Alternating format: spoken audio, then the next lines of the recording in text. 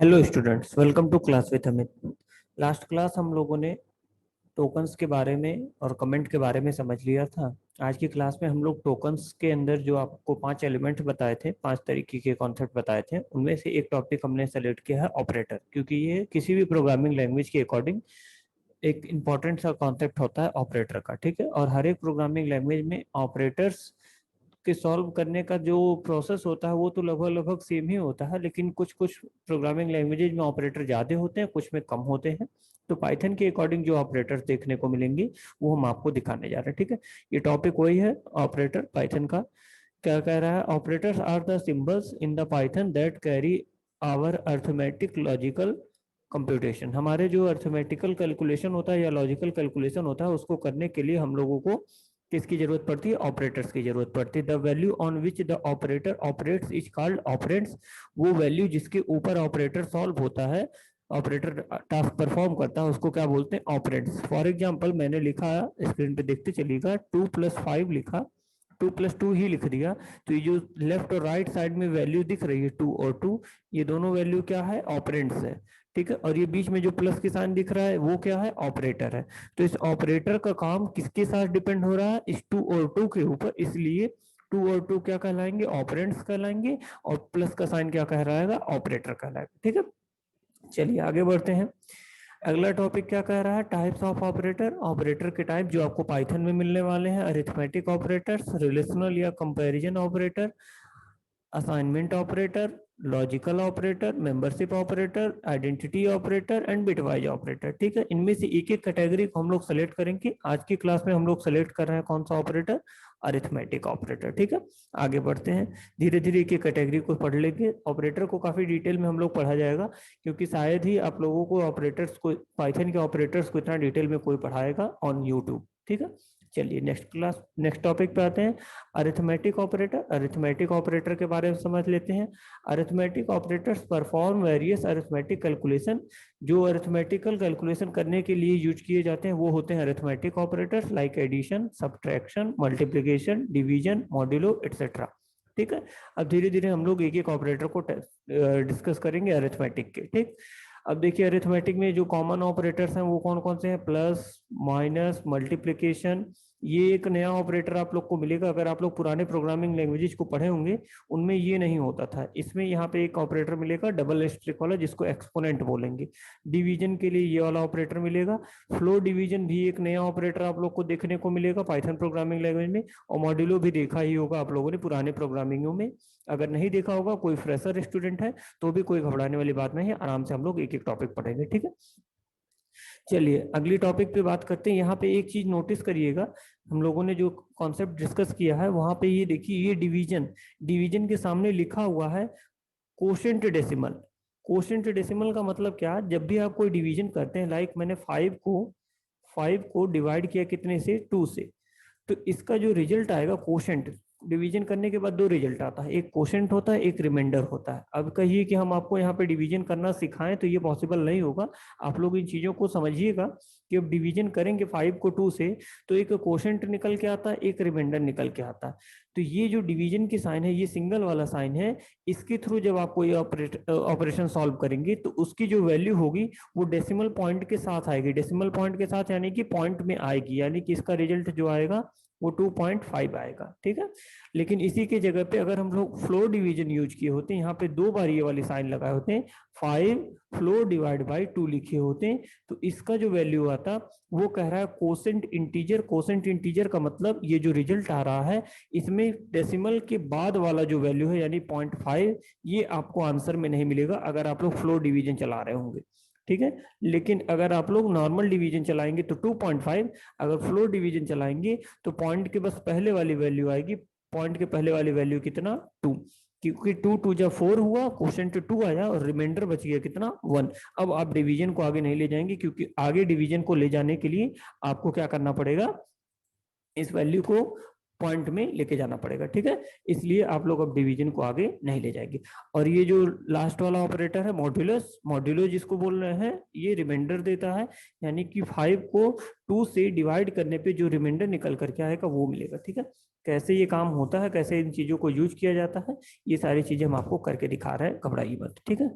आइए देखिए, हम लोग चलते हैं अपने नेक्स्ट स्लाइड पे। ये देखिए ब्लैंक स्लाइड है, यहाँ पे आप लोग को दिखा देते। 2 सॉरी 2 हाँ क्या लिखा रहा, 2+5, ये एडिशन। अगर 2+5 करते हैं तो रिजल्ट कितना आता है 7। 5 - 2 करते हैं तो रिजल्ट कितना आता है 3। ये तो नॉर्मल से हो गए, ठीक है। 5 × 2 करेंगे तो कितना हो जाएगा 10। ये 3 चीजें तो आप लोग सिंपल मैथमेटिक्स में जानते हैं। एक जो नई चीज आपको देखने को मिल रहा है, अगर हमने लिखे 5 मल्टीप्लाई और ये 2, यानी 5 एक्सपोनेंट 2, इसका मतलब 5 टू द पावर कितना 2, 5 का पावर कितना 2। इसको सॉल्व करने पे रिजल्ट कितना मिलना चाहिए आपको 25। यानी एक्सपोनेंट वाला जो साइन होगा वो पावर कैलकुलेट करने के काम आएगा। और देखिए अगली बात बता देते हैं, एक्सपोनेंट तक का बता दिए। अब ये सिंपल इसकी बताते हैं डिवीजन की साइन। अभी बताई दिया है मैंने पिछली स्लाइड पे, 5/2 अगर लिखते हैं तो 5 को 2 से डिवाइड कीजिए और रिजल्ट अगर पॉइंट में जा रहा है तो जाने दीजिए, यानी इसका रिजल्ट कितना आया 2.5।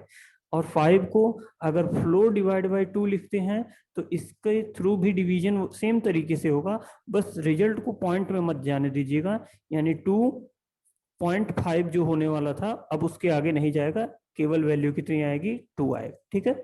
अच्छा आप लोग अब ये बताइए, अगर मैं यहाँ पे ये 5, ये मॉड्यूलस वाली जो साइन है यानी कि जो मॉड्यूलो है, इसको 2 से कर दें तो 5 को 2 से डिवाइड करना है और जो रिमाइंडर आएगा वो लिखना है। तो अब यहाँ देख लीजिए, अगर हम 5 को 2 से डिवाइड करवाते हैं नॉर्मल मैथमेटिक्स में, 5 को 2 से डिवाइड करवाएं तो 2 2 जा 4 होगा, 2 2 जा 4 होगा, रिमाइंडर कितना बचेगा 1। अब अगर पॉइंट लगा करके यहाँ जीरो बढ़ा लेंगे और 2 से 5 टाइम्स में ले जाएंगे तब तो वो फिर खत्म हो जाएगा। लेकिन मॉड्यूलस लेने के लिए, यानी मॉड्यूलस ऑपरेटर जब सॉल्व करते हैं तो ये रिजल्ट रिमाइंडर रिटर्न करता है, यानी रिमाइंडर कितना आया है 1, तो ये हमारा आंसर कितना आएगा 1। ये आगे वैल्यू, आगे डिवीजन टास्क परफॉर्म नहीं करेगा, ठीक है। ये सारी चीजें हो गई। अब जरा इस ऑपरेटर को और थोड़ा सा हम अलग तरीके के वैल्यू पे बता दें। अगर यहाँ पे मैंने लिखा होता 2 flow divide by 5, 2 flow divide by 5 लिखा होता तब रिजल्ट कितना आता।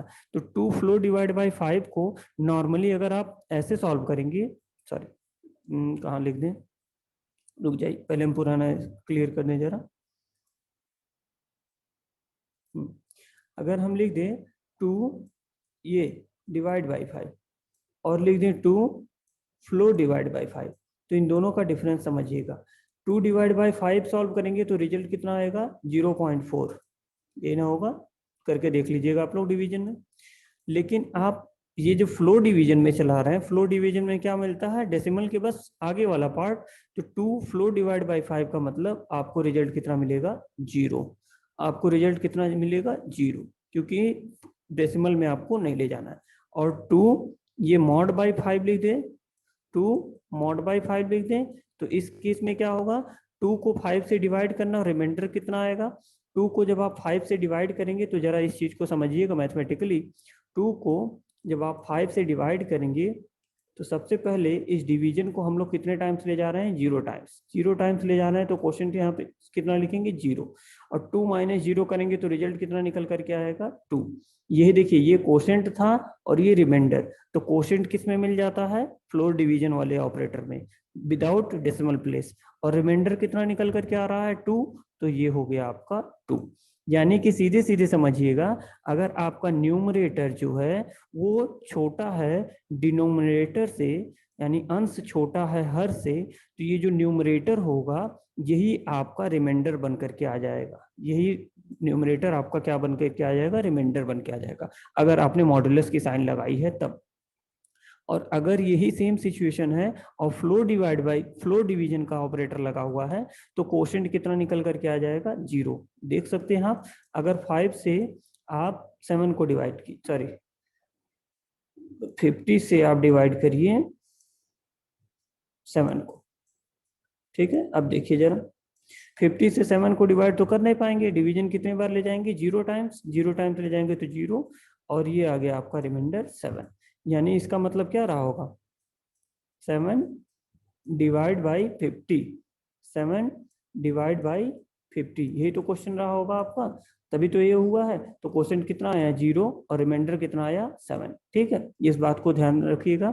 अब आज की क्लास में बस इतनी चीजें रहने वाली हैं। कल हम लोग इन्हीं ऑपरेटर्स का, यानी कि डिवीजन, फ्लोर डिवीजन और मॉड्यूलस का एडवांस फीचर समझेंगे, जो शायद कभी आप लोगों ने अगर पाइथन पढ़ा भी होगा तो ये आपसे किसी ने डिस्कस नहीं किया होगा, शायद ही किसी ने डिस्कस किया हो। ठीक, क्लास पसंद आए तो लाइक कीजिएगा और दूसरों तक भी शेयर कीजिएगा। Thank you.